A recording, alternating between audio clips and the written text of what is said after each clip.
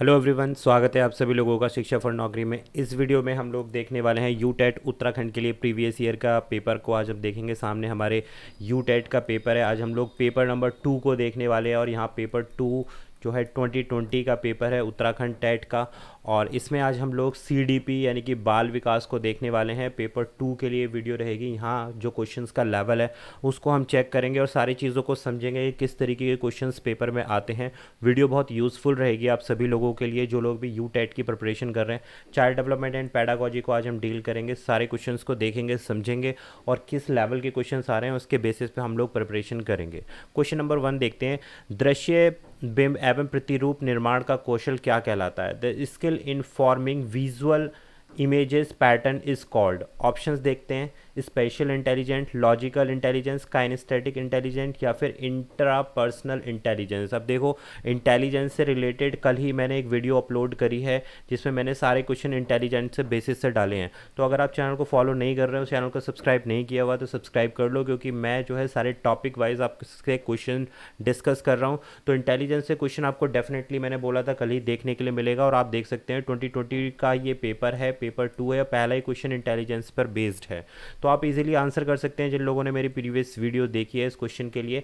कि skill in forming visual arts की जो विजुअल इमेजेस होती हैं किसी भी पैटर्न में अरेंज करना कौन सी बुद्धि कहलाती है? तो राइट आंसर है स्पेशल इंटेलिजेंस कहलाती है, जिसको देशिक या फिर स्थानिक बुद्धि कहते हैं। मैंने कल ही आपको समझाया था जो स्पेशल इंटेलिजेंस होती है वो क्या करती है, करेक्ट करेक्ट करती है या फिर किसी भी ऑब्जेक्ट को फॉर्म करने का काम करती है। जो ऑब्जेक्ट है या फिर स्पेस रिलेटेड यानी कि जो स्थानिक बुद्धि होती है, तो उसको देख के जो भी इंटेलिजेंस लगाई जा सकती है उसको हम स्पेशल इंटेलिजेंस बोलते हैं। यहाँ पर भी यही पूछा गया है, skill in forming visual images, यानी कि आप कोई दृश्य दृश्य प्रतिरूप देख रहे हैं, पैटर्न देख रहे हैं, तो उससे रिलेटेड बुद्धि हमारे पास क्या है, स्पेशल इंटेलिजेंस यानी कि स्थानिक बुद्धि कहलाती है। बात क्लियर हो गई भाई।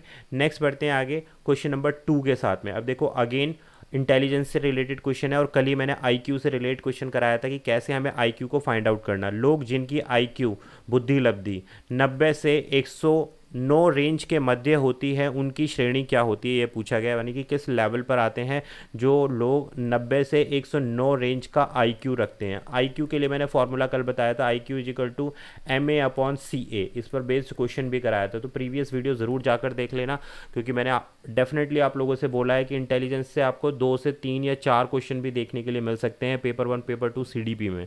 तो अब देखते हैं यहाँ पर, प्यूपिल विद आईक्यू स्कोर्स और in the range of 90 to 109 have superior intelligence कहलाते हैं ऐसे लोग, हाई एवरेज इंटेलिजेंस कहलाते हैं, एवरेज इंटेलिजेंस कहलाते हैं, या लो इंटेलिजेंस कहलाते हैं। यानी कि जिनकी बुद्धि लब्धि या जिनकी आईक्यू जो है 90 से 109 के बीच में होती है वो सामान्य श्रेणी के होती हैं, सामान्य से उच्च बुद्धि के होते हैं, औसत बुद्धि के होते हैं या फिर अल्प बुद्धि के होते हैं। तो राइट आंसर है हमारे पास ऑप्शन नंबर सी।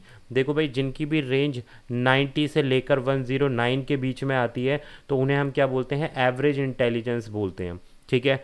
अगर किसी भी व्यक्ति की 140 प्लस आईक्यू लेवल है, ध्यान देना 142 प्लस आईक्यू लेवल है, तो वो क्या कहलाता है, गिफ्टेड गिफ्टेड कहलाता है, हाईली गिफ्टेड, गिफ्टेड में भी हाईली गिफ्टेड कहलाता है। और इस तरीके के लोग बहुत ही कम हैं, इस चीज़ को ध्यान रखना। जिनकी रेंज 130 से प्लस होती है, आईक्यू की रेंज जिनकी 130 से प्लस होती है वो गिफ्टेड कैटेगरी में कहलाते हैं। इस चीज़ को नोट डाउन कर लो, बहुत ही इंपॉर्टेंट चीज़ है ये। हाई एवरेज वाले कौन से होते हैं, यानी कि हाई एवरेज, यहाँ पर देखो यहाँ लिखा है हाई एवरेज, यानी कि सामान्य से उच्च बुद्धि वाले कौन से होते हैं, जिनकी रेंज 110 से लेकर 115 होती है, वो क्या कहलाते हैं, सामान्य से उच्च बुद्धि वाले होते हैं। औसत बुद्धि वाले कौन से होते हैं, जो अभी हमने देखा 90 से 109 के बीच में औसत बुद्धि वाले होते हैं। अल्प बुद्धि यानी कि लो इंटेलिजेंस वाले कौन से लोग होते हैं भाई, लो इंटेलिजेंस वाले होते हैं जिनकी 85 से 89 के बीच में इंटेलिजेंस होती है। तो ये है सारी चीज़ें जो आपको आईक्यू से रिलेटेड बतानी है। यहाँ से क्वेश्चन ज़रूर बनता है, या तो आपको आईक्यू फाइंड आउट करने के लिए आ जाता है या फिर इस पूरे ग्राफ पर बेस्ड कर देते हैं। तो ये सारी चीज़ आपको पता होनी चाहिए। नेक्स्ट पूछते हैं, देखो तीसरा क्वेश्चन आने वाला है हमारे पास इंटेलिजेंस से। कल ही हमने इंटेलिजेंस पर बेस्ड क्वेश्चन करे हैं, आप लोग ज़रूर चेक कर लेना। और आज अभी हम जब पेपर डील कर रहे हैं 2020 का, तो लगातार तीसरा क्वेश्चन हमारे पास इंटेलिजेंस से आया है। क्वेश्चन नंबर 3 बोलता है, emotional intelligence is a set of skills that underline. संवेगिक बुद्धि अनेक कौशलों का एक समुच्चय है जिसके अंतर्गत आता है, परिशुद्ध मूल्यांकन आता है, प्रकटीकरण का आता है, संवेगों का नियमन आता है। यानी कि इमोशनल जो इंटेलिजेंस होती है उसके अंतर्गत क्या क्या चीज़ें आती हैं, एक्यूरेट अप्रेजल आता है, एक्सप्रेशन आता है, या फिर रेगुलेशन ऑफ इमोशंस आता है। इन तीनों में से क्या चीज़ जो है संवेगिक बुद्धि के स्किल्स के अंतर्गत आती है? तो राइट आंसर है हमारे पास ऑप्शन नंबर सी। अब सी क्या बोलता है भाई, 1, 2 एंड 3, यानी कि तीनों के तीनों चीज़ें जो हैं इमोशनल इंटेलिजेंस संवेगिक बुद्धि के अनेक कौशलों का एक समुच्चय है। ठीक है, परिशुद्ध मूल्यांकन करना यानी कि एक्यूरेट अप्रेजल करना, किसी भी चीज़ को एक्सप्रेस करना, प्रकटीकरण करना, और इमोशन को रेगुलेट करना, संवेगों का नियमन किसके अंतर्गत आता है? संवेगिक बुद्धि, जिसको हम बोलते हैं इमोशनल इंटेलिजेंस। इमोशनल इंटेलिजेंस का क्या मतलब है? भावात्मक बुद्धि जिसको हम बोलते हैं। इमोशंस जिसमें डेवलप होते हैं, जिसमें सैड भी हो सकता है बंदा, हैप्पी भी हो सकता है, तो ये सारी चीज़ें जो डेवलप होती हैं ये इमोशनल इंटेलिजेंस के अंतर्गत आती हैं। तो इसमें अनेक कौशलों का जो समुच्चय होता है वो तीनों के तीनों को बिलोंग करता है। नेक्स्ट बढ़ते हैं भाई, क्वेश्चन नंबर आता है हमारे पास 4। यहाँ स्टेटमेंट दिया गया है और उस पर बेस जो है एक प्रभाव यानी कि इफेक्ट दिया गया है। स्टेटमेंट देखते हैं, शोध कथन अध्ययनों द्वारा यह पुष्ट किया गया है कि टीवी के कार्यक्रम आकर्षित होते हैं, इसलिए बच्चे अपना बहुत अधिक समय उन्हें देखने में व्यतीत करते हैं। तो भाई ये हुआ स्टेटमेंट। प्रभाव क्या है? यह उनके पढ़ने लिखने की आदत तथा बाह्य गतिविधि में कमी लाता है, जैसे खेलना या कूदना। कहने का मतलब है स्टेटमेंट 1 में बोला गया है कि जो टीवी होता है उसके जितने भी कार्यक्रम होते हैं काफ़ी अट्रैक्टिव होते हैं और बच्चे अब ज़्यादा से ज़्यादा टाइम उनमें स्पेंड कर देते हैं अपना। तो इससे इफेक्ट क्या निकल के आता है कि उनकी पढ़ाई जो है बाधित होती है, और जितनी भी बाह्य गतिविधियां हैं, जो खेलने की आउटडोर एक्टिविटीज़ हैं जैसे खेलना, तो वो भी प्रभावित होती है। तो कौन सा स्टेटमेंट सही है और कौन सा प्रभाव सही है ये आपको बताना है। तो ए बोलता है कथन और प्रभाव दोनों सत्य है, बी बोलता है कथन सत्य है और प्रभाव असत्य है, सी बोलता है कथन असत्य प्रभाव सत्य है, या दोनों के दोनों रॉन्ग स्टेटमेंट है। तो राइट आंसर है हमारे पास ऑप्शन नंबर ए। तो देखो स्टेटमेंट 1 भी सही है और उसका इफेक्ट भी सही है, तो इसलिए हमने option number A, both statement and effect जो है करेक्ट हैं। क्या मतलब है इस चीज़ का कि भाई जो ऊपर स्टेटमेंट दिया गया है उसकी जो है पुष्टि करता है दूसरा इफेक्ट जो है प्रभाव, कि बच्चे ज़्यादा टीवी देखेंगे तो इससे जो उनकी आदत है पढ़ने की वो कम हो जाएगी, और आउटडोर एक्टिविटीज़ या आउटडोर प्लेइंग एक्टिविटीज़ भी बच्चे की कम हो जाएंगी। तो दोनों स्टेटमेंट सही हैं। आगे बढ़ते हैं भाई क्वेश्चन नंबर 5 के साथ में। अब क्वेश्चन नंबर 5 बोलता है भाई, हिंदी में देखते हैं पहले क्वेश्चन नंबर, स्वस्थ व्यक्ति कौन है? 3 स्टेटमेंट दिए हैं। Who is the healthy person, और पहला स्टेटमेंट है वह जो अपनी भावनाओं और सीमाओं के प्रति जागरूक है, स्वयं को स्वीकार करना, जो अपने आप को एक्सेप्ट करता है, जो अतीत में नहीं जीता तथा भविष्य को लेकर परेशान नहीं होता। Who does not live in the past और ड्यूवेल इन द फ्यूचर। तो कौन है हेल्दी पर्सन? ये 3 स्टेटमेंट हमें दिए गए हैं क्वेश्चन नंबर 5 के लिए।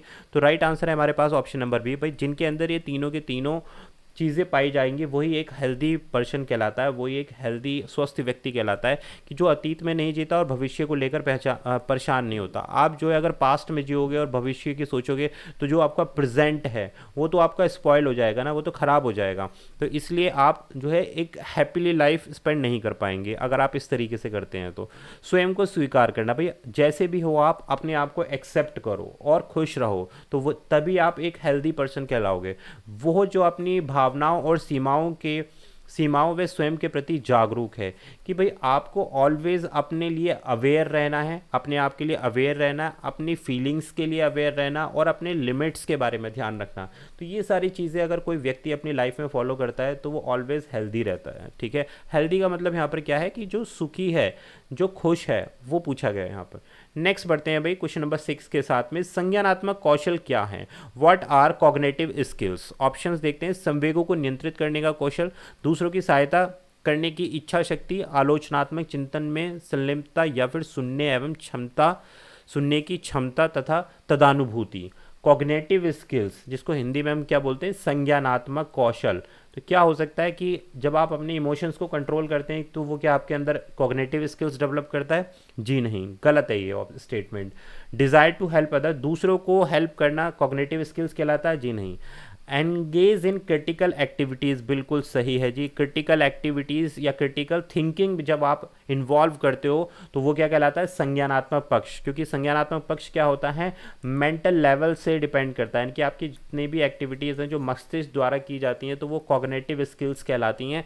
तो जो क्रिटिकल थिंकिंग होती है, क्रिटिकल थिंकिंग यानी कि out of the box, out of the box यानी कि कुछ अलग तरीके से सोचना, ठीक है, कुछ क्रिएटिव रचनात्मक जब आप करते हो तो वो कॉग्निटिव स्किल्स के अंतर्गत आता है। तो option number C is the right answer, कि जो भी आप आलोचनात्मक चिंतन में रहते हैं या चिंतन करते हैं वो आपका क्या कहलाता है भाई, उसी को हम संज्ञानात्मक कौशल कहते हैं। Option number C is the right answer. बढ़ते हैं क्वेश्चन नंबर 7 के साथ में। तो यहाँ भाई हमारे पास में मैच द कॉलम दे रखे हैं। एक स्टेटमेंट आपके पास कॉलम ए है और कॉलम बी है। अब कॉलम ए में लिखा है शारीरिक विकास, मानसिक विकास, नैतिक विकास और सामाजिक विकास, फिजिकल, मेंटल, मॉरल और सोशल डेवलपमेंट। इनको आपको कनेक्ट करना है बी से। तो नैतिक कहानियाँ, moral stories, games and exercise, भाषा एवं गति और समूह कार्य। तो देखो भाई सामाजिक विकास किस चीज़ से रिलेट करेगा, जो भी आपका समूह कार्य होगा, जो भी आपका ग्रुप वर्क होगा वो किससे डिपेंड करेगा, सोशल वर्क से। तो फोर्थ को मैच कर दो किसके साथ, डी के। अब भाषा और गणित आपका किस चीज़ से रिलेट करेगा ये आपको बताना है। चलो पहले खेल एवं व्यायाम देख लेते हैं, यानी कि गेम्स एवं एक्सरसाइज देख लेते हैं। तो गेम्स और एक्सरसाइज हमारे फिजिकल डेवलपमेंट से रिलेट करती हैं। तो फिजिकल फर्स्ट का क्या हो जाएगा भाई, बी हो जाएगा, ठीक है। नैतिक कहानियाँ यानी कि नैतिक विकास से, जो भी मॉरल डेवलपमेंट है वो मॉरल स्टोरीज से रिलेट करेंगे। तो जो थर्ड है वो हमारा ए के साथ हो जाएगा। क्या बचा हमारे पास, अब हमारे पास बचा सी बचा है, और सी किसके साथ हो जाएगा, सेकंड के साथ हो जाएगा, यानी कि मानसिक विकास के साथ में हो जाएगा। तो ये हमारा एक राइट कॉम्बिनेशन बचा। अब हमें देखना है क्या कहाँ पर फिट होगा ये। तो थर्ड का ए ये आ गया, फर्स्ट का हमारे पास बी ये आ गया, सेकंड का हमारे पास सी ये आ गया। तो option number A is the right answer. भाई ए इसका अभिष्ट उत्तर है। बहुत इजीली आप मैच कर सकते थे, ये काफ़ी अच्छा क्वेश्चन था। नेक्स्ट आता है हमारे पास क्वेश्चन नंबर 8। मानव व्यवहार संज्ञानात्मक, व्यवहारात्मक तथा पर्यावरणीय निर्धारणों के बीच सतत अंतःक्रिया का प्रतिफल होता है। यह किस मनोवैज्ञानिक द्वारा सीखने के सिद्धांत में स्पष्ट किया गया है। तो भाई आपको ये बताना है कि जो भी ह्यूमन बिहेवियर है वो किस चीज़ का इंट्रैक्शन है। भाई ये कॉन्टीन्यूस इंट्रैक्शन होता है कॉग्निटिव, बिहेवियर और एनवायरमेंटल डिटर्मिनेंट्स का। तो ये किस साइकोलॉजिस्ट द्वारा अपनी थ्योरी में एक्सप्लेन किया गया है, जीन पियाजे द्वारा, ब्रूनर द्वारा, एल्बर्ट बेंड्यूरा द्वारा या फिर बीएफ स्किनर द्वारा। तो देखो राइट आंसर है यहाँ पर ऑप्शन नंबर सी। ये जो ह्यूमन बिहेवियर की जो थ्योरी दी गई है ये एल्बर्ट बेंड्यूरा द्वारा दी गई है। तो बात क्लियर हो रही है। 8 का राइट आंसर है हमारे पास option number C is the right answer. क्या दिया है इन्होंने, सोशल लर्निंग थ्योरी दी है। एल्बर्ट बेंड्यूरा ने सोशल लर्निंग थ्योरी प्रपोज्ड की है। बात क्लियर हो गई।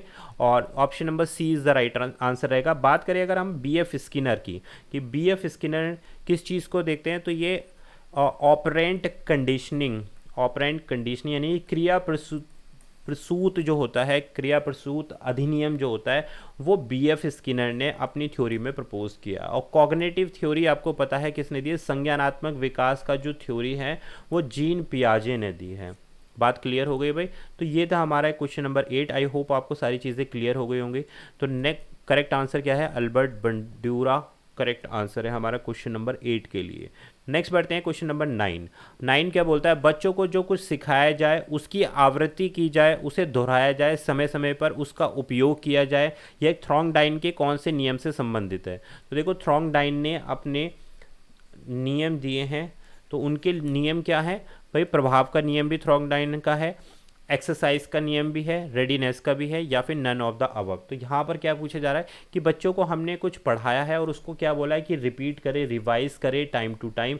तो ये कौन सा लॉ है थ्रॉन्गडाइन का, लॉ ऑफ एक्सरसाइज, अभ्यास का नियम, कि बच्चे को हम एक्सरसाइज करने के लिए दे रहे हैं। तो इसलिए 9 का राइट आंसर क्या है, ऑप्शन नंबर बी। इसको हम बोलते हैं थ्रॉन्गडाइन के अभ्यास का नियम, law of exercise. Next question number 10। स्मृति स्तर के सीखने में अंतर्निहित 4 प्रक्रियाओं का क्या क्रम है। The sequence of 4 processes involved at memory level learning is। अब आपको देखना कि जो मेमोरी लेवल है यानी कि स्मृति स्तर जो होते हैं लर्निंग के, उसके अंतर्गत 4 जो प्रतिक्रियाएं का जो क्रम होता है वो क्या, राइट क्रम क्या होगा मेमोरी लेवल पर। मेमोरी लेवल लर्निंग की बात की गई है। तो राइट आंसर रहेगा हमारा क्वेश्चन नंबर 10 के लिए ऑप्शन नंबर डी। तो देखो सबसे पहले क्या है, प्रत्यक्षीकरण, जिसको हम बोलते हैं परसेप्शन। उसके बाद हम क्या करते हैं, धारण करते हैं किसी भी चीज़ को, यानी कि रिटेंशन करते हैं। देन प्रत्यास्मरण करते हैं, रिकॉल करते हैं। देन हम क्या करते हैं भाई, पहचान करना किसी भी चीज़ की, यानी कि रिकॉग्निशन करना। तो ऑप्शन नंबर डी इसका राइट आंसर रहेगा। किस चीज़ के रेस्पेक्ट में बात हो रही है? मेमोरी लेवल लर्निंग पर बात हो रही है। स्मृति स्तर के सीखने के अंतर्गत ये 4 प्रक्रियाएं होती हैं। पहला होता है हमारे पास परसेप्शन, जिसको हम प्रत्यक्षीकरण कह रहे हैं। देन आता है हमारे पास रिटेंशन, यानी कि धारण करना। उसके बाद आता है हमारे पास रिकॉल करना, प्रत्यास्मरण करना, और उसके बाद आता है पहचान करना, यानी कि रिकॉग्निशन। तो ये हैं सीखने के स्तर मेमोरी लेवल के। तो ऑप्शन डी इसका राइट आंसर। नेक्स्ट आता है क्वेश्चन नंबर 11। अब 11 बोलता है शिक्षार्थियों के संबंध में शिक्षण अधिगम प्रक्रिया को प्रभावित करने वाले कारक कौन से होते हैं? The factor affecting teaching learning process related to students. क्या कौन से ऐसे फैक्टर हैं जो टीचिंग लर्निंग प्रोसेस को रिलेट करते हैं, अफेक्ट करते हैं with respect to the student? आयु परिपक्वता, यानी कि एज एंड मैच्योरेशन, शारीरिक एवं मानसिक स्वास्थ्य, फिजिकल एवं मेंटल हेल्थ, अभिप्रेरक का स्तर और इच्छा शक्ति, लेवल ऑफ मोटिवेशन, या फिर उपयुक्त सभी सारे के सारे। तो करेक्ट आंसर है ऑप्शन नंबर डी। भाई ये सारे के सारे क्या चीज़ करते हैं? भाई शिक्षार्थियों से संबंधित शिक्षण अधिगम प्रक्रिया को प्रभावित करने वाले कारक हैं कि बच्चे की एज और मैच्योरेशन डिपेंड करती है, फिजिकल और उसकी मेंटल हेल्थ भी डिपेंड करती है, लेवल ऑफ मोटिवेशन यानी कि उसको सीखने का अभिप्रेरण का स्तर क्या है, या फिर उसकी इच्छा शक्ति क्या है, या फिर सारे के सारे, यानी कि तीनों के तीनों ये चीज़ डिपेंड करते हैं टीचिंग लर्निंग प्रोसेस में। सारी चीज़ किस पर डिपेंड करती है? बच्चे पर। अगर उसकी आयु और मैच्योरेशन बहुत छोटे हैं तो उसका लर्निंग प्रोसेस स्लो होगा। ठीक है, शारीरिक और मानसिक रूप से अगर बच्चा स्वस्थ नहीं है तो टीचिंग लर्निंग प्रोसेस में इंटरेस्ट ही नहीं लेगा। अगर बच्चे की लेवल ऑफ मोटिवेशन, ऊपर की दोनों चीज़ें हमारे पास हैं, बच्चे के पास एज भी है, मैच्योरेशन भी है, शारीरिक और मानसिक स्वास्थ्य भी है, लेकिन अगर उसके पास अभिप्रेरक का स्तर या फिर विलिंगनेस, उसके अंदर सीखने की इच्छा शक्ति या लेवल ऑफ मोटिवेशन नहीं है, तो वो टीचिंग लर्निंग प्रोसेस यानी कि शिक्षण अधिगम प्रक्रिया में पार्ट नहीं लेगा और उसका लर्निंग अफेक्ट हो जाएगा। तो ये तीनों चीज़ें होनी बहुत ज़रूरी हैं किसी भी टीचिंग लर्निंग प्रोसेस में। नेक्स्ट आता है क्वेश्चन नंबर 12। यदि पाठ्य सामग्री अथवा सिखाई जाने वाली क्रिया का बच्चों के जीवन में कोई संबंध नहीं होता तो? इफ सब्जेक्ट मैटर और दी activity to be taught may not have the relationship with the life of the children, then option number A, बच्चों में रुचि नहीं लेते, बच्चे सीखने में रुचि नहीं लेते, उन्हें सीखने में कठिनाई होती, ए और बी दोनों, या फिर उपयुक्त में से कोई नहीं। Children mind not take interest in learning, they may feel difficulty in learning, या बोथ ए एंड बी। कहने का मतलब अगर सब्जेक्ट मैटर है या फिर एक्टिविटी जो भी कराई जाती है उसमें रिलेशनशिप नहीं हो बच्चे की लाइफ को लेकर, तो क्या संबंध होगा? यदि पाठ्य सामग्री अथवा सिखाई जाने वाली क्रिया का बच्चे के जीवन से कोई भी संबंध नहीं है तो भाई बच्चा जो है उसको रुचि नहीं लेगा। अगर आप कोई भी एग्जाम्पल के थ्रू बच्चे को पढ़ा रहे हो जो उसकी लाइफ से रिलेट करता है तो बच्चा उसमें काफ़ी क्यूरियोसिटी दिखाता है, इंटरेस्ट लेता है। ठीक है, और उसको सीखने में भी कोई कठिनाई नहीं आती है। तो 12 का राइट आंसर क्या है? ऑप्शन नंबर सी, दोनों के दोनों स्टेटमेंट कि बच्चे रुचि भी नहीं लेते और उनको भाई पढ़ने में भी कठिनाई होती है। आपको जो है जो टीचिंग लर्निंग प्रोसेस है, टीचर को टीचिंग लर्निंग प्रोसेस क्या करना है? इजी करना है स्टूडेंट के लिए। ऐसा नहीं कि आप उनको केवल बुक की लैंग्वेज में पढ़ा रहे हैं, आप उनको कॉमन लैंग्वेज में पढ़ाओ जिससे बच्चा कनेक्ट कर पाए। तो यही है इस क्वेश्चन का objective. Option C is the right answer. Next question number 13। निम्नलिखित में से कौन सा वस्तुनिष्ठ परीक्षण है? इसमें से आपको बताना which of the following is or are is the type of test. किस तरीके का ऑब्जेक्टिव टेस्ट इनमें से कौन सा है? सत्य असत्य प्रकार के items, matching items, multiple choice, या ऑल द अबव। तो 13 के लिए राइट आंसर है ऑप्शन नंबर डी, सारे के सारे वस्तुनिष्ठ परीक्षण के एक उदाहरण हैं। बात क्लियर हो गई ऑब्जेक्टिव टाइप टेस्ट के कि भाई ट्रू एंड फॉल्स जो होते हैं वो भी ऑब्जेक्टिव आते हैं, मैच दी आइटम भी ऑब्जेक्टिव में आते हैं, मल्टीपल चॉइस तो एमसीक्यूज तो ऑब्जेक्टिव में आते ही हैं जो हम डिस्कस कर रहे हैं। All the above, option number D is the right answer. बहुत ही आसान सा क्वेश्चन था, आपका तर्क देखने के लिए, चेक करने के लिए क्वेश्चन लगाया गया था सीडीपी में। भारत में स्वतंत्रता संघर्ष पर एक निबंध लिखिए, यह उदाहरण है। Right an essay on the freedom of India is an example of. विस्तारित उत्तरीय निबंध प्रश्न, प्रतिबिंब उत्तरीय निबंध प्रश्न, या लघु उत्तरीय प्रश्न, उपयुक्त में से कोई नहीं। Extended response, restricted response question, short answer type question, या नन ऑफ द अबव। आपको बताना है फ्रीडम स्टेज, भारत में स्वतंत्रता संघर्ष पर आपको एक निबंध लिखना है, तो ये किस चीज़ का एग्जाम्पल हुआ? तो 14 के लिए राइट आंसर है ऑप्शन नंबर ए। ये एक विस्तृत है, यानी कि एक्सटेंडेड रिस्पॉन्स निबंध प्रश्न है ये, कि आपको काफ़ी सारी चीज़ें लिखनी होंगी इसके अंतर्गत कि फ्रीडम स्ट्रगल इन इंडिया किस तरीके से हुई। तो एक्सटेंडेड रिस्पॉन्ड ऐसे क्वेश्चन है ये, ठीक है। एक्सटेंडेड का मतलब कि काफ़ी कुछ आप इसके अंदर लिख सकते हैं। Option number A is the right answer. Next आता है question 15, Bharat, new Delhi, UK, यह किस चीज़ का उदाहरण है, या क्वेश्चन मार्क लगा है। इंडिया, न्यू दिल्ली, यूके, और उसके बाद आप क्या आएगा, देखो इंडिया का न्यू दिल्ली है, यानी कि कैपिटल है, सिंपल सी बात है। इंडिया की कैपिटल क्या है, न्यू दिल्ली है, तो ये हो गया आपका। तो यहाँ इसी तरीके से पूछा है यूके की कैपिटल क्या होगी, तो यहाँ क्वेश्चन मार्क लगाया। तो ये किस प्रकार का क्वेश्चन है, कैसा एक एग्जाम्पल है, पहचान पर आधारित प्रश्न है, क्वेश्चन बेस्ड ऑन आइडेंटिटी, या फिर चयन पर आधारित प्रश्न है, सिलेक्शन के पर बेस्ड है, सादृश्य पर आधारित है यानी कि एनालॉजी बेस्ड क्वेश्चन है, या फिर प्रत्यक्ष प्रश्न डायरेक्ट क्वेश्चन है।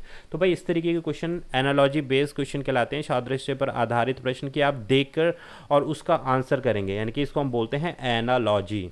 रीजनिंग के जो क्वेश्चंस होते हैं उसमें एनालॉजी वाला पार्ट में इसी तरीके के क्वेश्चन आते हैं। जैसे भारत की कैपिटल न्यू दिल्ली, तो यूके की कैपिटल क्या होगी, तो इसको हम एनालॉजी प्रश्न बोलते हैं। तो राइट आंसर है हमारे पास क्वेश्चन नंबर 15 का ऑप्शन नंबर सी। तो भाई आज हमने 15 क्वेश्चन देखे हैं सीडीपी के पेपर 2 के 2022 पेपर को हम डिस्कस कर रहे हैं यूटेट उत्तराखंड के। रिमेनिंग 15 क्वेश्चन हम नेक्स्ट वीडियो में देखेंगे। वीडियो पसंद आई हो, क्वेश्चन का लेवल और एक्सप्लेनेशन समझ में आए तो चैनल को सब्सक्राइब कर सकते हैं, ज़्यादा से ज़्यादा शेयर करो, टेलीग्राम पर ज़रूर कनेक्ट कर देना, मैं वीडियो का PDF टेलीग्राम पर आपको मेंशन कर दूंगा। Thank you for watching.